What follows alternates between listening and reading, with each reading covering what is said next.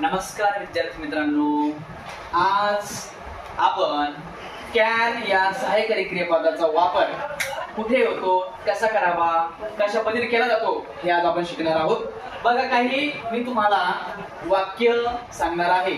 ते वाक्य, त्या वाक्यामध्ये कॅनचा उपयोग कसा होतो किंवा आपण कॅनचा उपयोग कसा करू शकतो किंवा कुठे करू शकतो हे आपल्याला बघायचं आहे.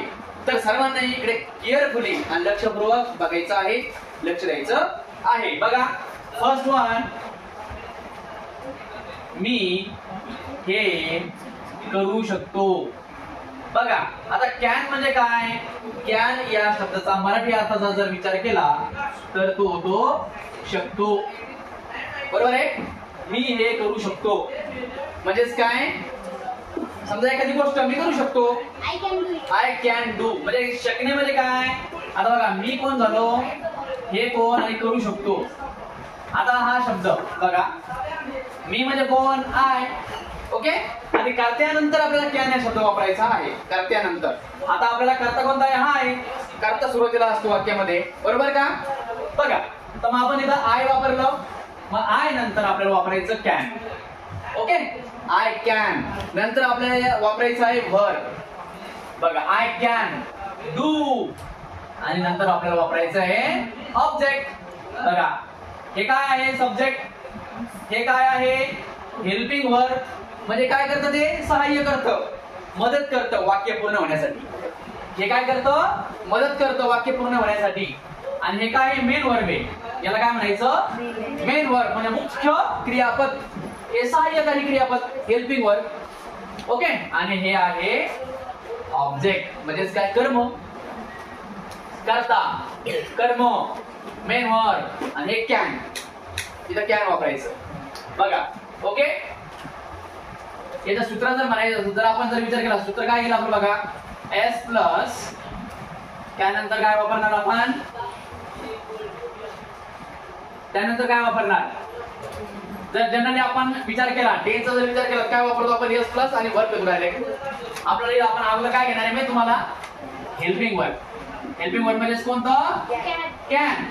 त्यानंतर वापरणार आपण मेन वर्ब आणि नंतर वापरणार आपण ऑब्जेक्ट. या असं प्रकारचं सूत्र असतं बघा. ओके. आता सेकंड वाक्य जर घ्यायचं आपण, तर या पद्धतीने आपण वाक्य सांगू शकतो. कोणी सांगू शकतं या पद्धतीचं वाक्य? आणखी सांग. आम्ही हे करू शकतो. आम्ही हे करू शकतो. बरोबर. फक्त याने काय केलं? नाउन चेंज सांगितलं. बरोबर आहे. आणखी एखादं वाक्य सांगू शकतो रुद्र? या पद्धतीचं वाक्य. तो सायकल चालवू शकतो. तो सायकल चालवू शकतो. Very good. शौर्य, तू हे करू शकतो. तू हे करू शकतो. आणखी कोण सांगू शकतो? आम्ही गावाला जाऊ. आम्ही गावात जाऊ शकतो. Very good Ganesh. इकडे आणखी मुलींपैकी कोणी सांगू शकतं?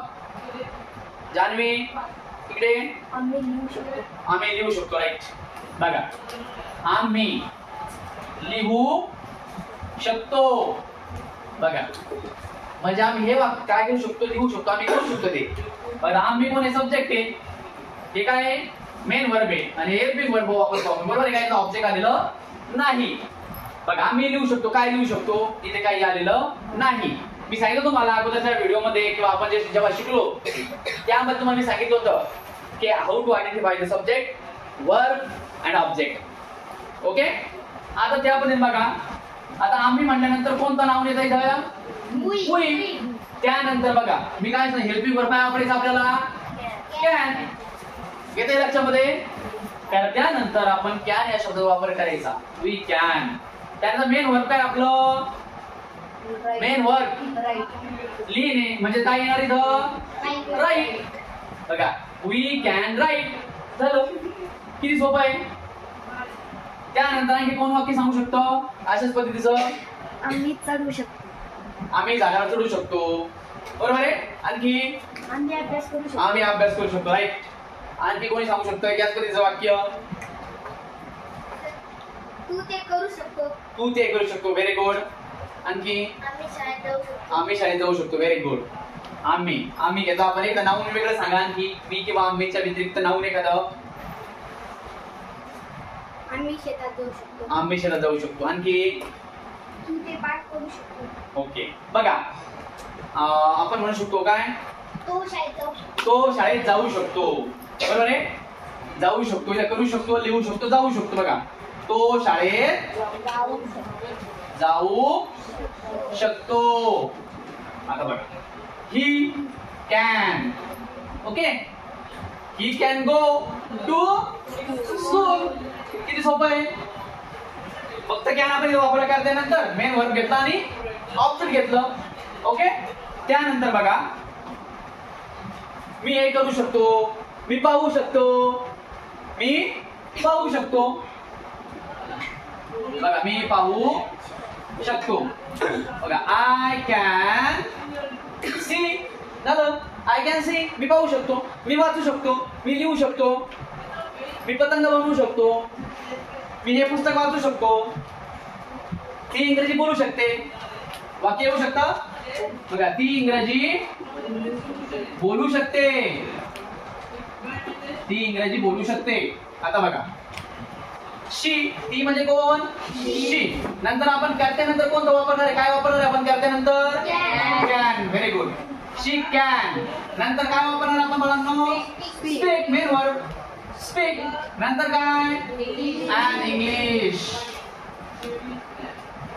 हे ई काय आहे, वॉवेल्स आहे, स्वर आहे.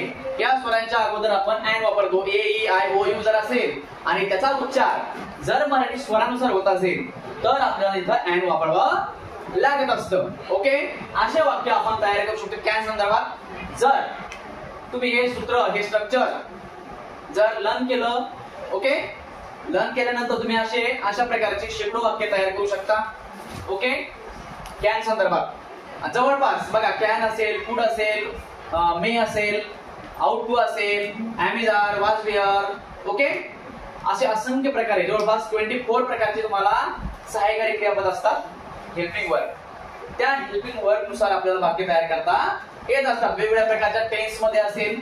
ओके, त्या टेन्स मध्ये आपल्याला ते वाक्य तयार करता येतात. ओके, धन्यवाद.